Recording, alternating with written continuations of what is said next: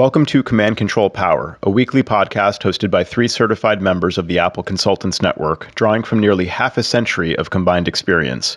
We talk shop, interview vendors and colleagues, and share what we've learned while operating our technology consulting practices.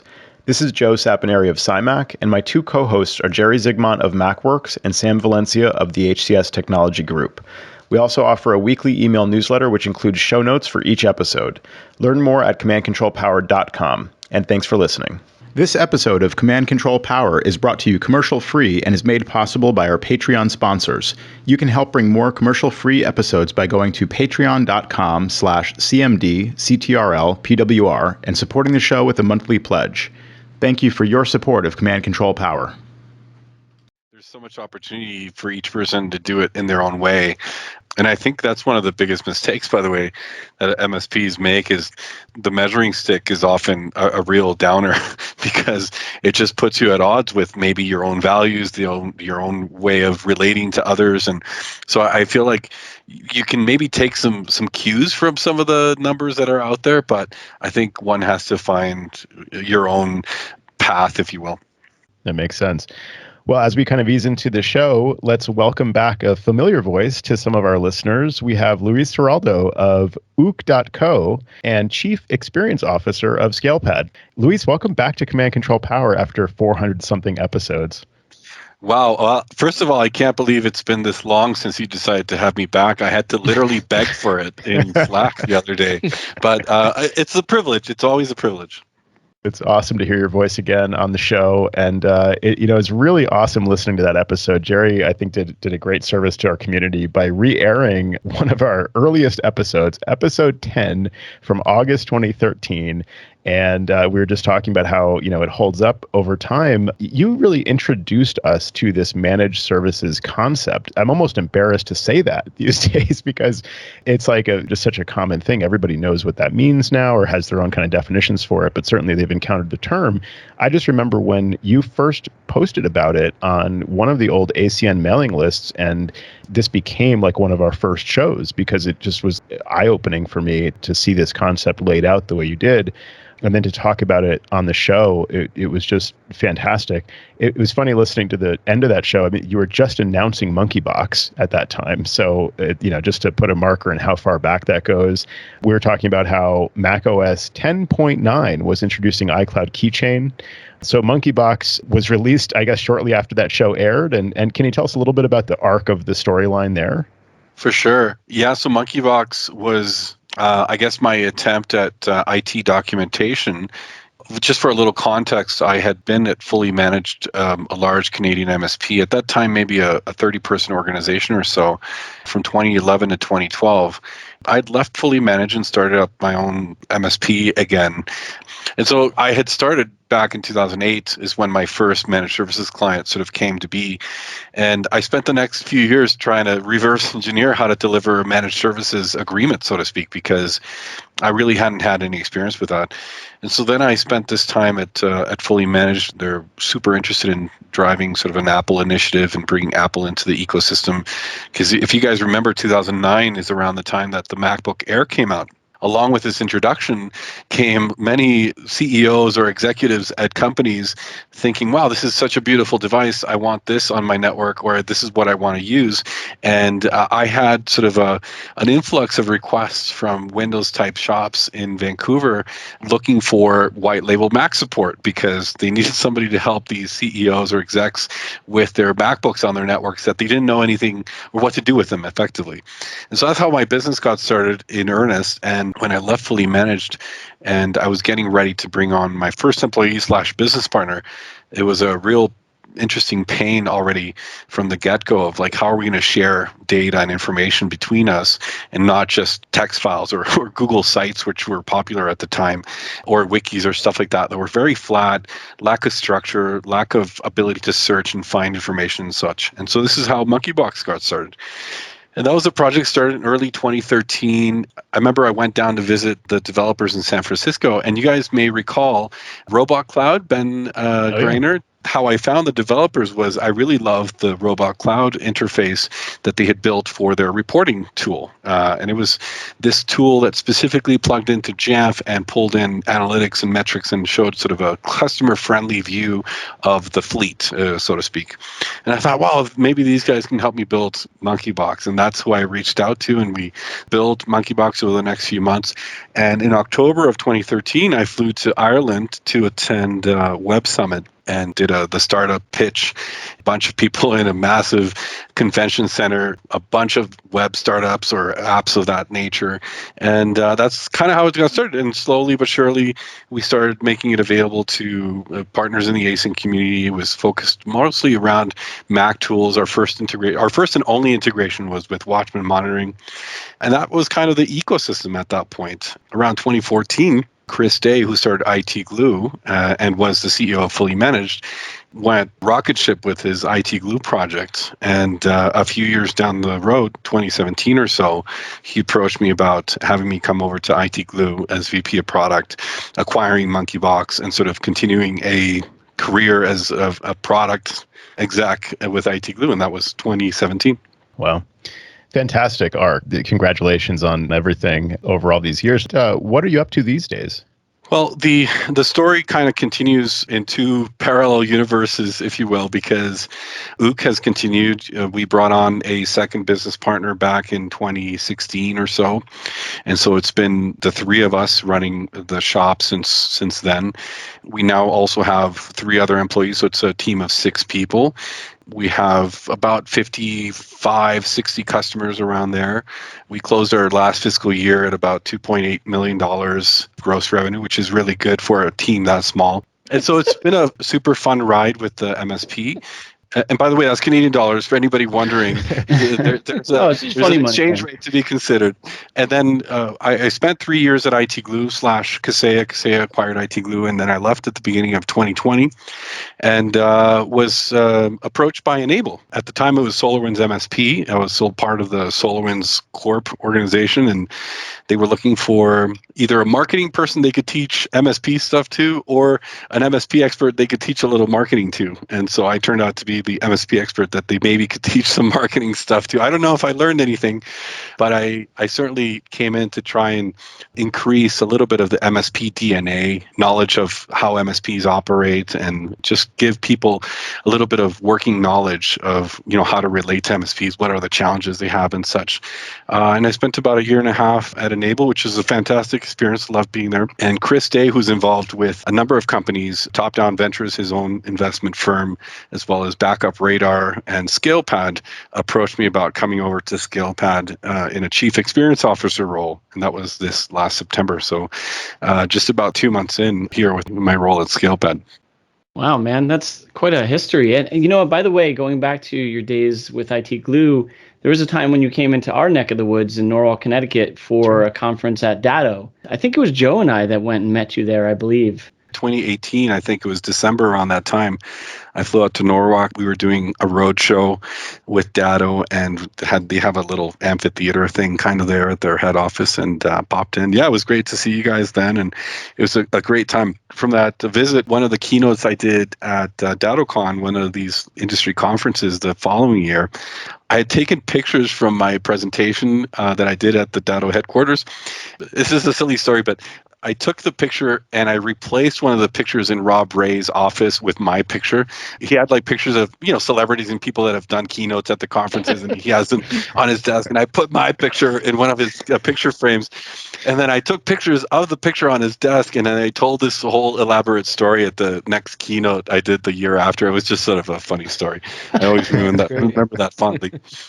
That is actually awesome. What amazes me through your arc of different organizations and growing with these companies is that you've been able to still be a CEO at Ook and keep that growing with your partners and ride those 2 trains. That must be a difficult thing to manage at times, no? For sure, it can be. I joke sometimes that people ask me, what kind of time do you split? Like, what percentage of your time is with Ook and what percentage is with the SaaS vendors? And I always joke that, about 100% of my time is with Ook and the other 100% of my time is with the SaaS vendor. But realistically, I think, and this is maybe one of those preconceptions that people have about impact or being able to provide opportunities for growth or things like that is that it doesn't necessarily require this 8-hour day all the time, and you can have some really interesting opportunities for creating impact and growth with very focused activities.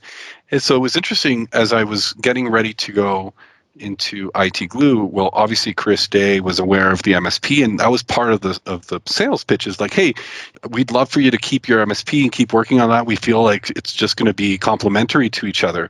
I was a customer of IT Glue with the MSP, and IT Glue got in me a person who could relate directly to other MSPs and speak truly from experience to the industry and so on. When I was going to SolarWinds MSP, I had to kind of sell them on the same idea a little bit, because I think they came from a more corporate approach to the job offer, which was, you're going to work 8 hours a day for us and you're not allowed to do anything else. I was like, well, that's kind of not going to work for me, because I'm the CEO of my MSP over here and I can't just walk away willy-nilly and hope for the best. So they kind of took a risk and said, well, let's give it a try. And sure enough, there was these interesting opportunities for me to dive into provide MSP insight or knowledge and stuff like that. And it was impactful in some ways. And so that's been kind of the formula since. I'd say partly the MSP is also a bit of a lifestyle business. We haven't always been hyper focused on growth or anything like that. We're not trying to definitely reinvent the wheel there. So it's allowed for a little bit of that flexibility. My business partners also enjoy a leisurely ride through the MSP life, if you will. Don't tell your clients it's such a leisurely ride, though, I guess, if you're promoting your dedication to their. I mean, I guess it's really just a joke about the mindset that some clients might have. It just goes back to that show, episode 10, where I think the topic came up of, sometimes like if they don't see you, they think they're not getting service. But in fact, it's maybe better if they don't need to see you. So, and I hear you about the lifestyle aspect. There's trade-off. For me, I feel like I could devote more of my time and I could not take a vacation and I could really be dedicated to like boosting the growth as much as possible in my company. And I still am very dedicated. It takes up 90% of my time, but I do take those vacations and I do let my foot off the gas a little bit just to have some recovery time and just to really enjoy life sometimes. That's okay too. I mean, it's all about what your trade-offs are. It's not only about competitive nature of, are my numbers better than your numbers? Yeah. Maybe we can compete on quality and other aspects of things. So it's nice to have that balance, and that's great that you get to do that. It's so important, I think. The other thing I've realized over the last however many years, 15 years, is that I was maybe not cut from the cloth of the sales growth guy. I think a lot of us come into this business as technicians and, we have a hero complex, and the hero complex is not necessarily one of biting off more than we can chew all the time in terms of growth or sales, but rather doing the right thing by your customers and helping them be successful in all those things. And sometimes less is more in that sense. And certainly we've tried to be careful not to overextend ourselves by taking on more customers than we can reasonably support at any given time. So that's what I meant by leisurely. Obviously not a diss on our service levels or anything like that, because we are too also quite dedicated, of course. Of course, yeah. And the whole concept of the hero complex is really interesting. I've thought about that too in the context of being in a service business. I think a lot of our colleagues probably share that same mentality. We enjoy swooping in and fixing something when it's broken, when it's impacting somebody's life and, they're having a rough time of it because, something won't turn on or won't work properly in their technology life. And they often use that kind of terminology. You're my hero, you really saved us, that kind of thing. And I think that's what actually motivates a lot of people who do this work is to be of service and to help people. It leads us down this road of being a tech person to fix things because it allows us to do that, to be that role of hero sometimes. It's good to dial that back and transform it into like a more sustainable practice of how your company can kind of save the day for people, without you necessarily being there 8 to 10 hours a day. 100%. Were any of you guys at one of the Apple Advanced camps in that suburb of Chicago? I forget what the little town was called, where Paul Dipple had a 4-hour workshop. Does that ring a bell? I want to say it was maybe 2009 or 2010 or something like that. It was the first time I came across Paul Dipple face to face. I'd heard about him, but had never really seen him in person or seen what he did. And Paul Dipple today is obviously had a very successful business. He's been benchmarking MSPs for the last 25 years with a company called Service Leadership, and he deployed this thing called the Operational Maturity Framework, and it's a scoring of your MSP or your business across a number of different traits on a scale of 1 to 5. The idea being, if you're doing all the right things in this particular trait, then you have a score closer to 5 and so on. And so OML and the operational maturity level framework is something that he made very popular. My story about Paul Dipple is that because of IT Glue and Enable, I had the opportunity to chat with him on a number of occasions. The most recent one was earlier this year when, for the Enable Studio, we did a sit down with Paul. We had like a 90-minute conversation. And I'm just making reference now to this idea of the hero complex because one of the chapters in our conversation is called Profit is Immoral. And it was such a fascinating conversation because it was this idea of why is it so hard for MSPs to charge the right amount of money to their customers? And why is it so difficult to increase prices or increase your rates? Why is it so difficult to sell the customer a complete package when you've been selling them sort of a piecemeal type of thing? And Paul explains it as like this hero complex that we have. We just want to feel good doing the right thing, and that's not always aligned with this idea of selling what the customer needs, not necessarily what they think they want. Super interesting conversation. I'll drop you guys the link so you can put it in the show notes because Paul just dropped so much amazing best practices and knowledge in that interview that it's one of those things you might come back to it 10 years from now and it'll be still quite valid. I think it's something that we all suffer from at one point or another. I know I have, Joe and Jerry have as well. It's an interesting concept calling it the hero complex because it is true. It's like we just want to be the guy who saves the day, feel great about it. But when it comes to the money situation, it's a little uncomfortable. Well, one of the things I've done is isolated myself from that. And I've been fortunate enough to have someone else on my team who handles all the finances. So I don't have to have those uncomfortable conversations. So I don't know that I'm resolving my issue necessarily. I'm just putting a wall between me and the issue. Well, it reminds me of when I started doing CSAT scores with Zendesk in my early days of being a company of one.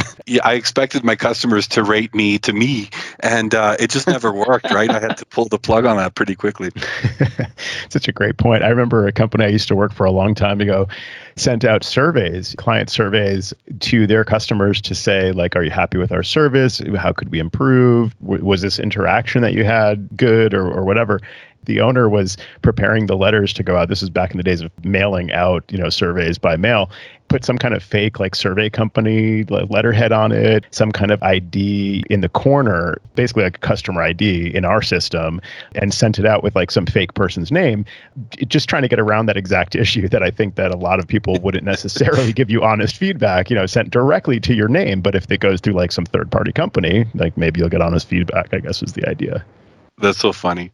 Yeah. Well, I feel like a lot of the challenge that exists with this money piece is that we've maybe convinced, or academically we've been taught that it's a sales activity in many ways. If you have a managed services relationship with a customer, a lot of the vendors talk about this idea of doing your QBRs or quarterly business reviews, and they're treated largely by the industry, I think, as sales calls. You're going to go sit with the customer, you're going to pitch them on buying all the services that you offer that they still don't have, or for some reason, maybe they're a legacy customer that had a lesser plan or things like that.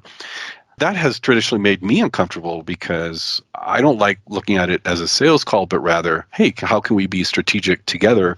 How can I help the customer evaluate their own risk, understand a little bit more about their own risk? With ScalePad, this has been one of the big focuses in the last little while is how can we abstract that from the sales conversation and be more of hey, bring the customer to your side of the table and together work on addressing the risk, work on addressing some of the challenges that together you identify and that the customer understands because you're having a much more clear conversation and evaluation of their environment and so on and so on. There's a big opportunity for us that are technically focused people to approach it from that aspect and treat it more as a service activity than to be sort of, the objectionable sales call or I don't want to go pitch this customer, or every time I meet with them, I have to ask them for money. That kind of stuff is difficult. A true, honest conversation about risk is always going to be perceived as obviously being in their corner trying to help them improve their environment, obviously. So looking at it as a service function, I think is really important. By the same token, though, you're not doing your client any good service by not recommending upgrades when appropriate. And so sometimes this comes up where I might have a client who is on a managed services plan, and maybe they're just a residential client, and maybe they don't need much. And so like they only kind of pop up on my radar during a quarterly review, or if something throws an alert, and I might then notice and say, oh, look, this Mac is 5 years old. They'd probably benefit from a new Mac. For all I know, they might be struggling. I mean, look at the specs. It's not ideal, and so on. It's my duty actually to sell them. It's my duty to say to them, let's think about upgrading. And sure, they can come back and say, right now is not a good time. Fine. At least I did my due diligence of saying probably due for an upgrade. It's not exactly a badge of honor for me to say, well, I'm not a salesman. I don't want to give them the hard sell of you're going to love the new Macs. There is a balance in there too, just reflecting on sometimes the road I go down where I'm like, I should have recommended this a little while ago.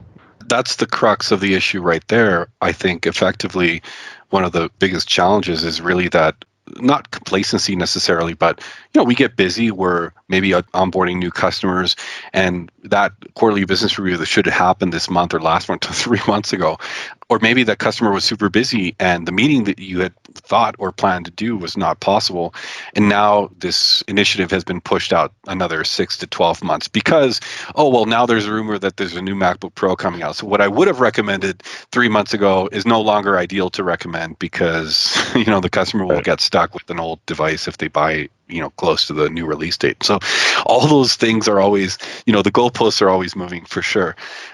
What's interesting that I discovered in a recent conversation with a customer was they have somebody in the organization that is very asset lifecycle focused, and they understand sort of the cost and pain for people that are dealing with old machines and whatnot. And while one of the business stakeholders was not super receptive to the pitch of new hardware on any kind of schedule or anything like that, this person that works for them was doing my dirty work for me. And so I went pitched them with a SkillPad report of all things and said, hey, listen, just so you have this for your conversations when you're looking at your budgets and whatnot, here's a list of all the assets, and their age and whatnot. And within a couple of days, it's like, hey, so why are these things so old? Why haven't we talked about replacing them? And so we kind of have talked about replacing them, but COVID or many other reasons why we didn't at any given point. But we're happy to sort of broach that conversation topic whenever you're ready. It's like, yeah, come meet with me at the office. And soon enough, we had 3 of the companies in that group making plans for replacing computers. And now we actually put one of them on a schedule of per quarter, we're going to replace 3 or 5 computers or something like that. So I had underappreciated the ability for middle management to have an influence with our business stakeholders at customers. And so that's maybe something to keep an eye out for. One of the things that I took away from our earlier conversation, by earlier, I mean 8 years ago, and also a little bit of a follow-up I think you and I had a few months after the podcast, was the aspect of these quarterly reviews, like you just mentioned. And I think that's helped a tremendous amount in terms of making the customer understand on a regular basis, not just like via email being like, hey, we see computers that are a few years old, we should upgrade them, but actually having strategy meetings, as we're trying to call them now. One of the other things is like try and make cool terms that sound important for what you're doing with them. And those strategy meetings have helped them understand a scheduled basis what their needs are and allow them to make a plan ahead of time, as opposed to saying, hey, all 10 of your computers need to be replaced right now. Hey, we can do 3 this quarter, a couple next quarter. And to your point, Luis, we can plan that out with you. And I think it makes for an easier conversation than the world is ending, we got to replace all of our hardware at once. For sure. I think one of the challenges, of course, is small businesses and small business owners tend to be very busy. And sometimes you just can't get time out of their day to have those strategic meetings. For those that are going through some kind of fast growth, or maybe money is not an issue, they sometimes just relegate to, whatever you need, we trust you, just make the recommendations and we'll do them.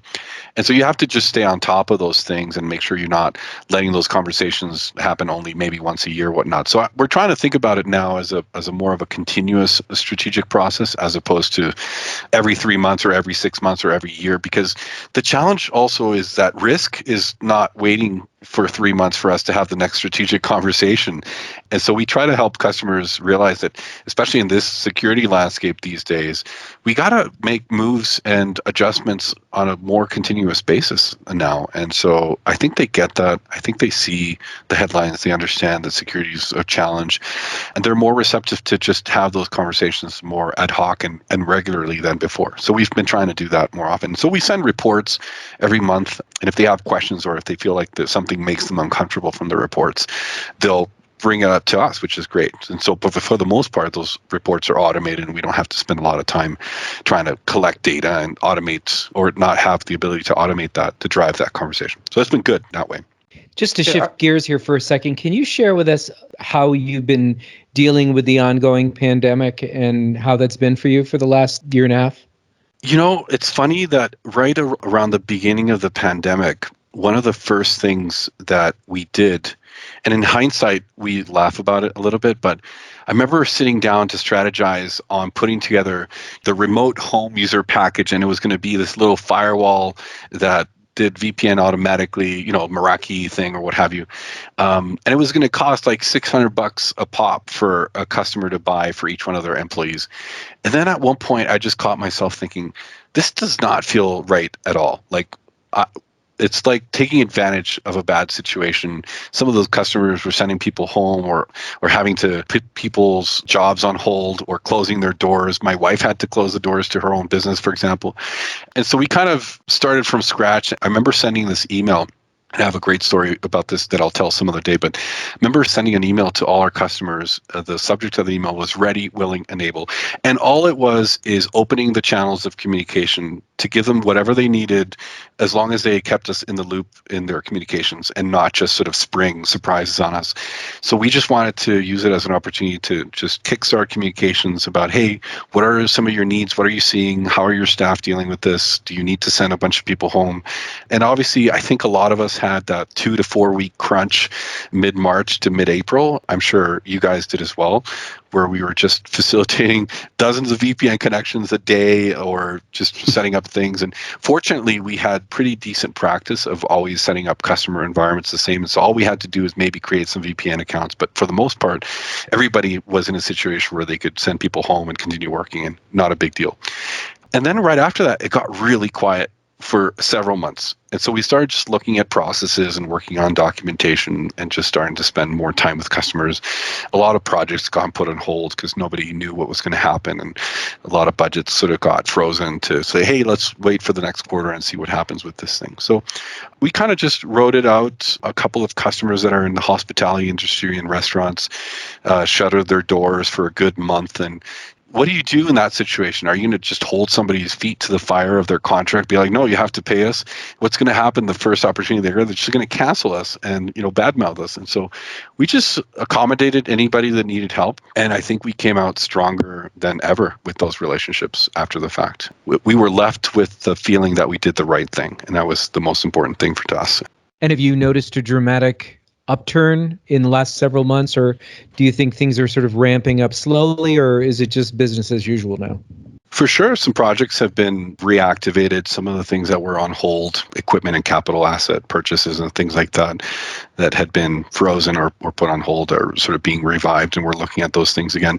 But some of the other stuff is just par for the course. You know, people have their Adobe renewals that they can't really skirt. Like, what are they going to do? And so some of the stuff just continues as it was. Some of the customers have continued growing. They've hired more people, and some of the people that had to furlough folks hired back and then continued growing even harder. So it's been good. It's been good. I think in the general sense, we've been the first few months of 2020, we had onboarded like 3 or 4 new customers, and one of them was sort of right as the pandemic kicked in, and it was our first experience of onboarding a customer 100% remotely and virtually. Like, we'd never done that entirely because we'd always got used to going on site and spending time with people and whatnot. But we figured out how to do it, kind of proved the model. Ever since, that's also helped us be a little bit more nimble in helping customers that are maybe in other areas that we wouldn't normally go see in person. And so, yeah, I think again, remember, we're a leisurely business. We're not trying to grow like crazy, and we're keeping things pretty mild and under control. So it's been good. That's fantastic. I think Joe could have written a book on remote onboarding. He probably could have helped you out there. He's been doing that for years. Well, I mean, it'll have to be an ebook at this point, but yes, you should do that, Joe. Exactly. Even in my case, I certainly had plenty of experience, working remotely, not only remotely, but also, from the road nomadically leading up to the pandemic. But even for me, even for my company, the pandemic did act as a catalyst for really forcing us to transform some of our procedures and policies. Like you described, it was like, well, we've always done it this way. We've always gone on site and we open up the Mac and we set it up. And why are we actually doing that? We could have a workflow where the user can basically just be onboarded pretty automatically. Or like in our case, we've done a lot of migrations in our office, just drop off the old computer and the new one, we'll handle it. But there's logistics involved in scheduling drop-offs and pickups, and it's just more invasive, so to speak, to do it that way when we could just do it remotely. And I don't think we ever would have done that. I don't think we ever would have tried to put clients through that, because it does put an initial burden on them to get you connected, let's say in a residential situation, to get you connected to the new Mac to do the migration. But then in practice, it's like, wow, that's way easier than having them get in their car, or scheduling us to go pick it up. It did open up a lot of new possibilities for things we could do remotely. And I had kind of a similar pattern to you. I think in that first month or two, it was a lot of just helping our business clients adjust to this new world. And then we had a lull for probably the rest of spring and summer of 2020, where things were down a little bit. We've bounced back since then, and we did use some of that time to implement some new processes like that. So I think it's kind of like a creative constraint, this pandemic, for businesses like ours to catalyze those kinds of changes that actually end up being ultimately, I think, much better. So it's a real positive outcome if you can find one in this crazy time we're living through right now. My funny story of digital transformation is, I think, finally relinquishing the thick email client in favor of 100% web client for email across the board. And, I have the MSP and the SaaS businesses and whatnot. So, I'm dealing with 3 or 4 email accounts. I haven't opened Apple Mail in probably 10 months. And so I feel lighter as a result somehow. I'm not sure if there's something that somebody out there is identifying with as I say that, but somehow that makes me feel like I've digitally transformed in some kind of way. But I'm just joking a little bit about digital transformation, because I feel like a lot of clients have started to ask important questions around that.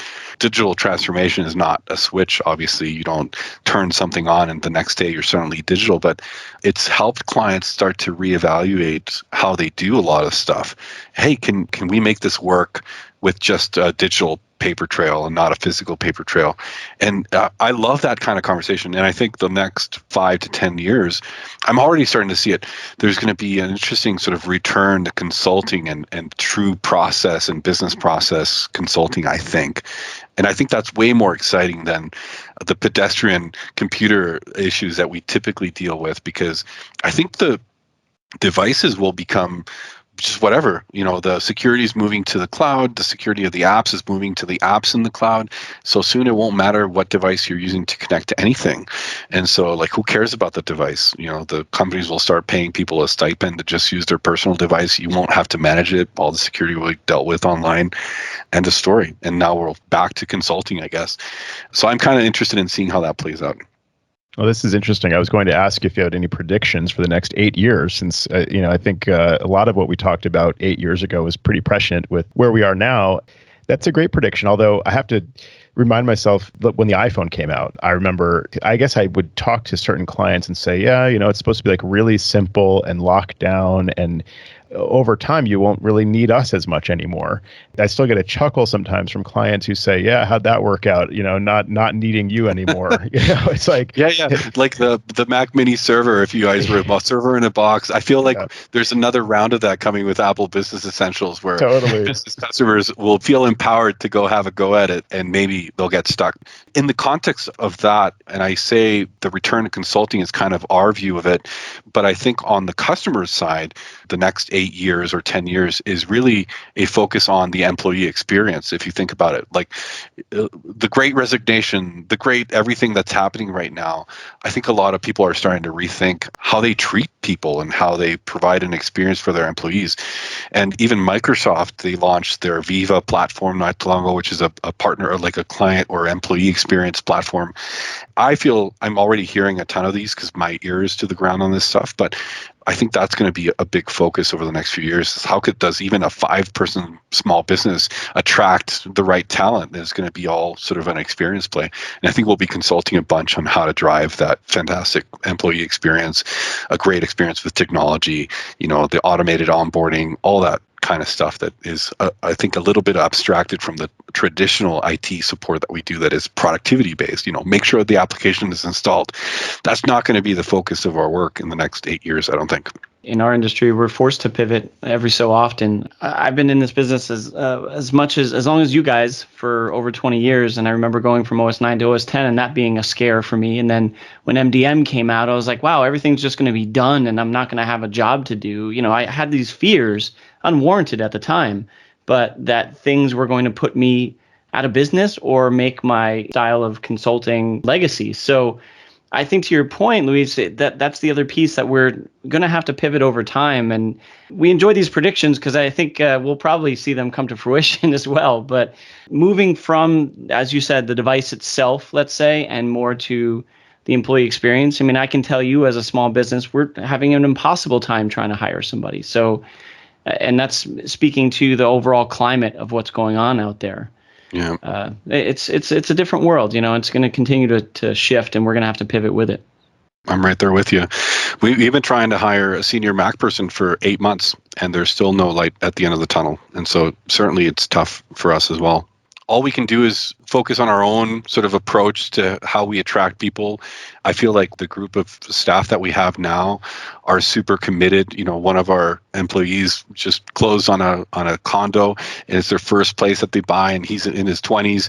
And so it's the kind of thing that you, at some point, you pause and you think, I wonder if how they feel about their job and their job security and all that stuff was an influence on their ability to go and make a move and buy a place, right? And so I feel like we start to pivot even on how we treat our own people and how we act and how we show up in the industry and stuff like that.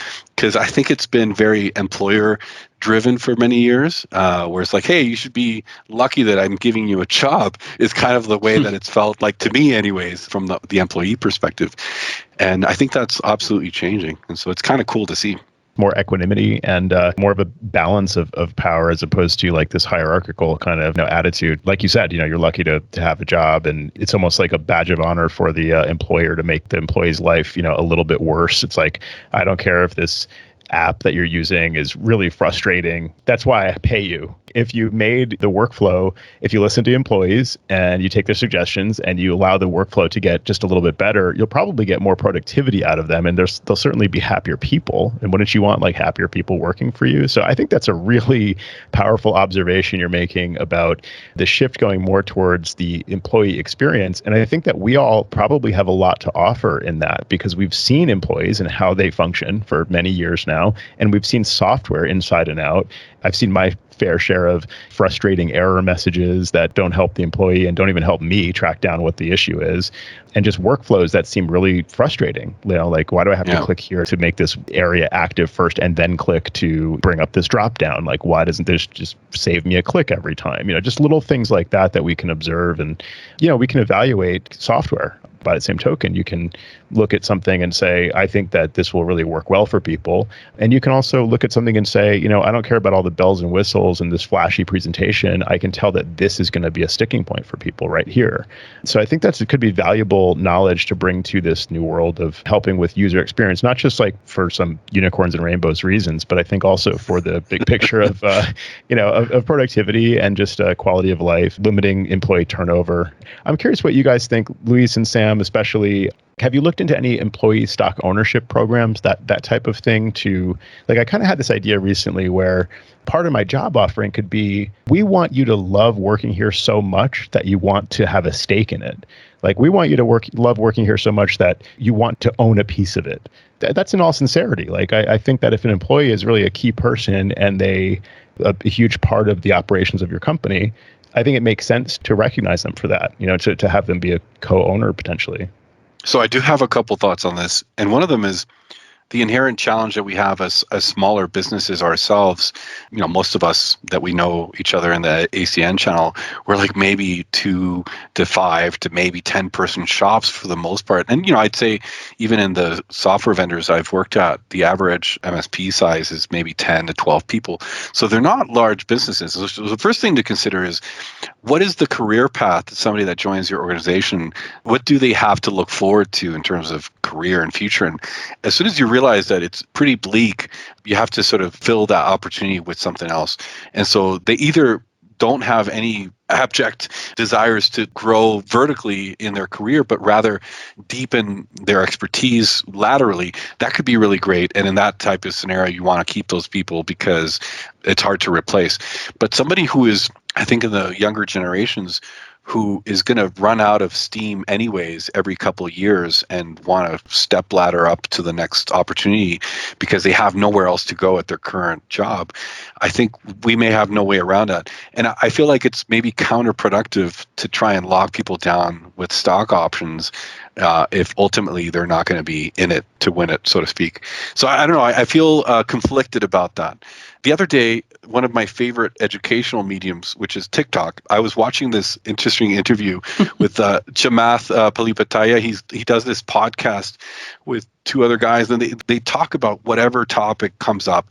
And one of the things they were talking about is the sale of MailChimp, and how basically MailChimp had for years said, oh, we're never selling the company. Nobody in the company had any kind of equity or stock, yet MailChimp sold for I don't know how many billions of dollars. I couldn't help but wonder how slighted most of those employees must have felt. And even if they got a bonus, there was ever any conversation or promise of stock options or employee options or what have you, that could have felt like a real loss of a big opportunity. And so I don't know, it's interesting. We've talked about doing sort of a pool of options, but in the past few years, we've also hadn't had anybody stay beyond the 1-year mark either. It's so insightful what you shared here, because in previous business that I was involved in, it was a family manufacturing business. It wasn't a publicly traded company, but we had something in place called profit sharing, and there was a vesting schedule. So, for instance, every year people would have money, and it was based on earnings, but people would have money put aside in this profit sharing plan. And if you didn't stay for the full vesting schedule and you, let's say, only stayed on for a year or 2 years, you might get 20% of that. And the idea was to retain employees. And I think they were fully vested after 5 years. It was a much different person than the person, as you so eloquently described, that we would normally have in our businesses. These were artisans on the bench. And basically the way they sort of moved ahead within their work vertical was to make more money by getting, say, salary increases from year to year, or building on their skill level, and their salary commensurately would go up. But there wasn't a chain that they would move or aspire to, or a management position, at least in the business that we had. We were actually custom tool makers. So these were guys who were dealing with gauges and were working with tenths of an inch and making very, very precise precision tooling for a number of different industries. And so this profit sharing plan, when it was in place, it did indeed work, and it helped us to retain employees who didn't want to leave early and at least wanted to stay for this vesting period. So at least if they did leave, they would leave with a nice chunk of money that they were given every year. But you're so insightful in saying that in our businesses, it's a very, very different person that we're employing for the most part, because these people might have aspirations in going in some sort of a management position, or maybe starting their own technical business. So I think those are things that are worthy of consideration. The other thing I'll say is, in our types of businesses, which are not fast growth or high growth tech companies, the way that we've now sort of been normalized to observe these in the markets is that we're not trading on this currency, which is equity in the company necessarily. A lot of these folks that are fresh out of college with comp sci degrees that are getting offered, $300,000 a year as their starting salary, they are maybe sacrificing some of that for equity for the potential of a big payout, because there is high growth in that company. But, we're service businesses. And so we also don't have high growth unless we're PE backed and we have this big plan, or we have money coming in to do acquisitions and grow very fast.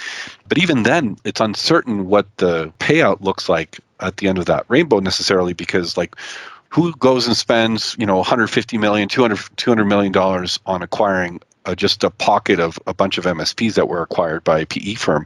It feels like we haven't yet seen some of that PE-funded MSP consolidation play out. And so it'll be interesting to see sort of what the end game is of that.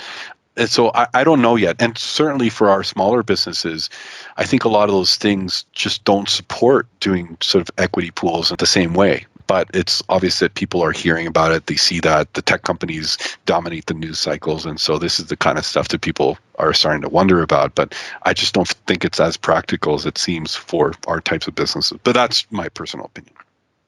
I think certainly as a recruiting tool, it would be very difficult if that's what we're thinking and discussing. But to what Jerry was saying, it could be a way of employee retention potentially. If you have someone that's developed a lot of experience with you and now they're, I don't know, looking around, they got their eyes open and they see, okay, now I got a few years under my belt. I have these certifications. Where else can I go? Sometimes it could be a way of retaining somebody good. But it all depends. And also what you're talking about there, Luis, in terms of acquisitions, I'm kind of surprised we haven't seen more of that in our field. Even medium-sized companies trying to gobble up all the little guys and bringing them around. So, but it is happening. Yeah. It's just maybe not right under our noses necessarily because they're chasing down the $8 to $10 million MSPs, not the $500K MSPs necessarily. But it is happening. The other thing that I'll say that I forgot to mention is I think we're entering this interesting era of the personal brand. As we sort of try to attract people into our businesses, it's sort of a double-edged sword too, because if you are helping somebody that joins your business create their own personal brand, it's easier for them to also leave. But I think in today's digital media and social media environments, it's really difficult for people to exist under the rock of the company they work for. And so I think those things are starting to merge into the people's personas in social and out there in the digital world is becoming one with their work life. And so the opportunity to build a personal brand, I have noticed, is becoming more important for people sort of entering the workforce. That's really interesting. It almost goes back to the beginning of our conversation, just talking about wearing multiple hats, having a company that doesn't take 100% of your time and doing something else, having some other side projects. Maybe our employees or potential employees may want the same thing, may want a little bit more free time. I mean, it's tough because we're looking for someone, of course, full time. I know, Sam, you're probably looking for somebody full time and local to you, in your area. And I'm happy to look in Vancouver. I mean, I can pay US dollars over there. Yeah, you'll get a steal with the dollar exchange, no doubt. Exactly. And he only requires, 35 hours of your time. So it's a win-win. You don't want to have to hire 1.5 people to fill a role, just that they can each have a little bit of free time to maybe pursue other interests and balance that quality of life thing. But I do often look at, what motivates me, and maybe that's a motivator for the people that might potentially work for me. Maybe the salary is one component, maybe also decent time off, paid time off is another component to be able to strike that balance however they see fit. It's still tough. I don't think this is a good path to embark on, giving away more and more and more and just posting more and more publicly, we'll do anything, just please come work for us, because that's also shifting the balance of power too far in the opposite direction, putting all of the power in the employee side. I mean, we are the job creators. We're running the companies. We're keeping that stability. We're paying people week by week, so that we're bringing a lot to the table. We're creating opportunities. It reminds me of, again, my favorite medium of TikTok. I saw this funny video of a prospect employee is interviewing for a company, and at the end of the interview, the person says, "Hey, can you provide a list of references?" And speaking of this shift of power, the employee responds, "No, but how about you let me speak to 3 of your previous employees before I decide whether I want to work for you or not." And I think it's happening in a way, like the social proof that companies have out there, the Glassdoor reviews, or even whether the social agendas of companies are meaningful enough for a generation that cares about the impact that they're having, on the environment or society in general. I think that's very different focus and shift than what I grew up with anyways. I certainly have noticed myself paying more attention to that. Really good points. If any listeners out there have any hiring tips or want to maybe share their experiences with this hiring process, I think a lot of people are probably going through it. I'd also be really interested in talking to anyone on either side of the kind of acquisition merger game, because I think I've been kind of hearing about that for a few years now and just really curious. We talked to John Brown about it. He had been in talks with a couple people about possibly acquiring his business. And it's a really interesting conversation because, you look at the longer term exit strategies or just possible end games, for our companies. I mean, I've always tried to make my company starting in year 5, 6, 7 about more than just me. I don't want my clients to be left high and dry when I'm no longer of this world or just no longer want to be a consultant. It just seems to me like you want to look at the bigger picture of what directions we can go in. And I'm just curious from people who've been acquired or acquired another company, to the extent you're willing to share anything about that, I think that'd be a really interesting conversation. And again, hiring is always, I think, a interesting topic in this area. So for a while, Apple even tried to help. Apple tried to partner with a recruiting company. They've even done some things with internships and things and trying to kind of create like an on-ramp for Apple consultants, because despite what we said earlier about our businesses going away, we all have a need for more people to support us in our companies, and there's more people out there who need our support. To talk about anybody who's found some things that work with hiring, be curious to have you on. Any other parting words for us, Luis, as we get to the hour mark here in our 400-something episode after interviewing you way back in episode 10? Well, guys, I think the only thing left to say, just how thankful I am to you guys for having actually stuck with this. You've done, I think, a fantastic service to the community with continuing this project, and it shows, with how much people look forward to the episodes. I think you've even now monetized it with your private links for private episodes that are only for paid subscribers and stuff like that. So obviously, there's an audience that is consuming the content, and so I think it's great. I hope we just get a chance to maybe have a couple drinks or a couple beers one day and reminisce about all these years, because I think inevitably we've been all playing the same stratosphere of this ACN community for so long. I was just remembering I signed up for the ACN back in 2007, and I'm coming up on my 14th, 15th year now of being in the ACN. And it's like, where did this time go? But I have all these wonderful memories of many podcasts from your guys' show. I've learned so much. Even talking about my own experiences has helped me sort of articulate how to talk to my own clients about it, how to even question whether I believe in a certain way of doing things or not. So it's always good, and I learn more from speaking on these shows than I do from trying to impart knowledge. I'm learning just myself through the process. So thank you. Thank you for all that amazing contribution to the community. Thank you, Luis, for the kind words and for coming back and supporting us. I hope you can learn more from us than from TikTok. I know that might be a high bar to set, but... Well, I say that jokingly. It's true. However, I find that the algorithm has picked up on my preferences pretty well.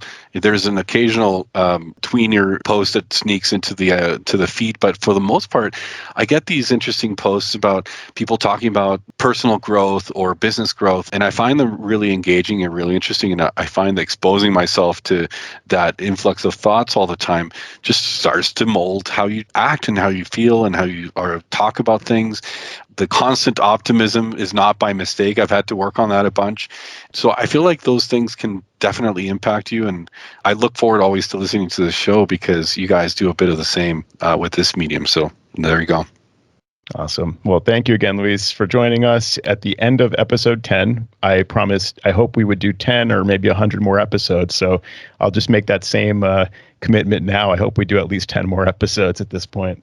Well, I look forward to the day when it's episode 4,000 and you guys are arguing about some silly thing on the podcast. It'll be fun. We'll be talking about how Apple Business Essentials ate our lunch, and just put us all out of a job. Episode 4,000. Apple will come out with the teleporter by then. Right. We'll go back in time and prevent Apple Business Essentials from ever being released. Yeah, we'll kill the guy that started Fleetsmith is how we'll do it. Oh man. I love that undercurrent of dark humor, even with all your optimism. Well done.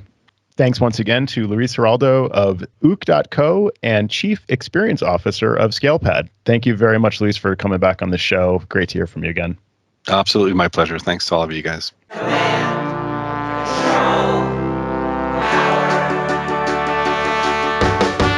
Jerry does his voices of customers of all kinds. Am I on the cloud? Joe spins his deeply detailed yarns all the time. I have a whole story about this. Sam is on the road again, phoning in from a hotel. At least we know where I am.